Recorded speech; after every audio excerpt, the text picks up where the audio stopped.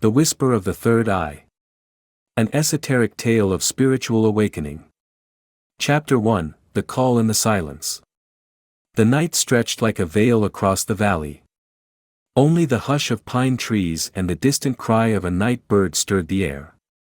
Ezra, a restless seeker, sat with his legs folded by the edge of a mountain lake. His heart throbbed, not with fear, but with an unexplainable anticipation. For months, strange signs had haunted him, dreams that felt like messages, coincidences too sharp to dismiss, and a mysterious heat rising like a serpent up his spine. He had not sought these experiences, they had arrived uninvited, as if some hidden hand had written them into his fate. That night, he felt it again. A whisper that did not come from outside but from the marrow of the stars themselves. "You are being called." Ezra opened his eyes. Across the silver waters stood an old man in white robes, a wooden staff in his hand, his eyes glittering with moonlight. "Who are you?" Ezra asked, voice trembling. The man smiled. "I am no one. And I am everyone who has walked this path. Call me, a guide." Chapter 2, The Language of Signs. The old man sat beside him. "You wonder if you are going mad," he said. "But you are not mad. You are awakening. The signs you feel are ancient, recorded in every faith, every age." He began to weave a tapestry of traditions. Buddhism, awakening begins when one sees through the illusion of self. Monks speak of lucid dreams, shimmering visions, and a sudden peace amidst chaos. Sufism, the heart floods with divine wine. Rumi wrote of a light that burns even in darkness. Christian mysticism, John of the Cross called it the dark night of the soul, first confusion and emptiness, then ecstatic union with the divine. Hinduism, Kundalini rises like a coiled serpent, igniting chakras with fire and vision. Taoism, awakening is flowing with the Tao, when the breath becomes one with the pulse of nature. Indigenous traditions, signs arrive through animals, dreams, visions in which ancestors speak. Ezra's breath caught. He recognized each sign. Chapter 3, The First Fire.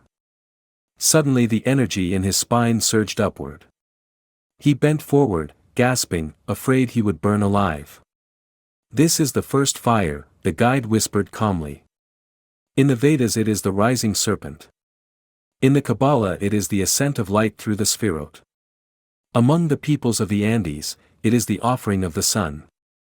Cultures name it differently, but the experience is one."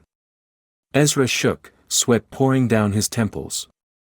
Yet beneath the pain was a joy so deep it frightened him. It felt like waking from a centuries-long sleep. "Why is this happening to me?" he whispered. "Because your soul is ready," the guide replied. "But beware, this path is both beautiful and dangerous. You will encounter signs that lift you, and trials that shatter you. Are you willing?" Ezra nodded, though he barely understood what he promised. Chapter 4, The 12 Signs. The guide's voice echoed as if from the mountains themselves. 1. The hunger for silence. Seekers crave silence as the thirsty crave water. 2. Dreams rich with symbols. Serpents, stairways, radiant teachers. 3. Synchronicities. Coincidences so precise they make your soul tremble. 4. The fire in the spine. A current of heat rising like lightning. 5. The vision of light. Eyes closed, yet seeing radiant orbs. 6. Sudden compassion. A heart broken open by the suffering of others. 7. The dark night. A season of emptiness where God seems absent. 8. The whisper of intuition. Knowing without reason, hearing without ears. 9. The meeting of teachers. Guides appear just when needed. 10. The dissolution of time. Hours vanish in meditation, the eternal now dawns. 11. The testing of shadows. Old fears and wounds rise to be healed. 12. The glimpse of unity. Seeing all beings as one vast body of light. Ezra trembled, for each sign was already unfolding in him. Chapter 5, The Zen Master in the Empty Hall. The next day, Ezra wandered into a forest, following no map, only a pull in his chest. At dusk, he found a wooden hall, silent except for the wind chimes hanging at its corners. Inside, a Zen master sat on a cushion, motionless. His eyes were half open, gazing at nothing. Ezra bowed, unsure what to say. "You seek awakening," the master said, without moving. Ezra startled. "Yes, but how do you know?" "Because the river knows the ocean before it arrives." For hours, they sat in silence.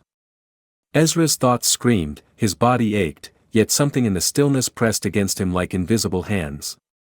Suddenly he saw a bird fly across the courtyard. For a moment, time vanished. Bird, sky, Ezra, no separation. The master smiled. "That is one taste. Do not cling to it. Clouds come and go. The sky remains." Chapter 6, The Whirling of the Sufi. Weeks later, Ezra reached a desert town. At night, he heard music, flutes and drums. Drawn by the sound, he entered a courtyard where dervishes spun in circles, robes billowing like white flames. An elder dervish stopped and approached him. His eyes were wet with ecstasy. "Brother," he said, "your heart is thirsty. Come, whirl with us." Ezra hesitated, but the elder took his hand. Together they spun. At first Ezra stumbled, but then a current lifted him, as though the earth itself turned him. Tears streamed down his face. In the blur of stars above, he saw a light within his chest, brighter than any sun. The dervish whispered, "This is Ishq, divine love. Without it, awakening is dry bones. With it, every breath is a poem." Chapter 7, The Hermit's Fire. Ezra's journey carried him to the mountains of the west, where an old hermit lived in a stone hut. Crosses hung on the walls, but so too did candles, feathers, and ancient scrolls. The hermit offered bread and silence. After 3 days, he finally spoke. "The soul awakens by fire. Not the fire that burns wood, but the fire that strips away illusions. The saints called it the dark night. When everything you love is taken, and God seems absent, yet in that emptiness, the truest presence shines." That night, Ezra wept in loneliness. No visions, no joy, only a vast hollow. Yet when dawn came, he realized even in his sorrow, he had not ceased to pray. And in that persistence, he felt a faint flame kindle. Chapter 8, The Sadhu of the River. By a sacred river in India, Ezra met a sadhu, skin ash-covered, eyes blazing with inward fire. The man sat unmoving, a stone on his belly, bound with cloth. "Why the stone?" Ezra asked.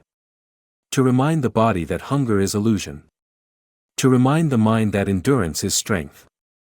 To awaken the serpent power within." Ezra sat with him. Hours became a blur. Then it struck, heat rising up his spine like lightning, his forehead throbbing. A vision burst open, a 1,000-petaled lotus blossoming, radiant, endless. The sadhu's voice echoed inside him, "This is Shakti, the mother rising. Guard it well, or it burns. Channel it, and it heals worlds." Chapter 9, The Shaman's Drum. Ezra journeyed across oceans to a rainforest village.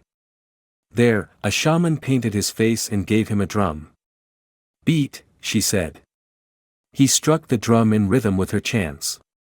The sound carried him into visions, jaguars with emerald eyes, ancestors with outstretched arms, rivers of fire flowing through the sky. When he returned, gasping, the shaman smiled. "You have seen the web. Awakening means to walk it consciously, knowing every creature, stone, and star is your kin. Forget this, and you fall asleep again." Ezra bowed. The forest itself seemed to breathe with him. Chapter 10, The Mountain of Unity. Years passed. Ezra carried the teachings like jewels in his heart. Yet still, he felt something incomplete. One dawn, he climbed a solitary mountain. At the summit, clouds drifted like oceans beneath him. He sat in meditation, body aching, mind weary. Then the signs converged. The silence of Zen. The love of Sufism. The fire of the hermit. The rising of Shakti. The web of the shaman. All wove together like threads of one tapestry. Ezra's breath dissolved. He saw the world not as fragments, but as one radiant body of light, infinite and intimate. The guide from the lake appeared once more, smiling. Now you see. Awakening is not leaving the world, it is seeing the world as it truly is. Every path leads here. Every sign points here. Ezra bowed his head. Tears fell freely, not of sorrow, but of recognition. He was no longer a seeker. He was awake. Epilogue: The living signs. Ezra returned to the valleys and cities. To others, he seemed an ordinary man. But wherever he went, silence followed, synchronicities bloomed, and people felt a strange peace in his presence. He knew the signs were not his alone, they belonged to all who walked the path. For awakening was not an end, but a beginning. And the whisper of the third eye still,